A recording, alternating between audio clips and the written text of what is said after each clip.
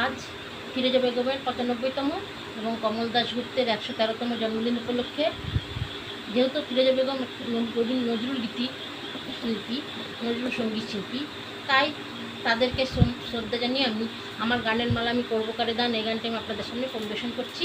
ভালো লাগলে বন্ধুরা কমেন্টে জানাবেন।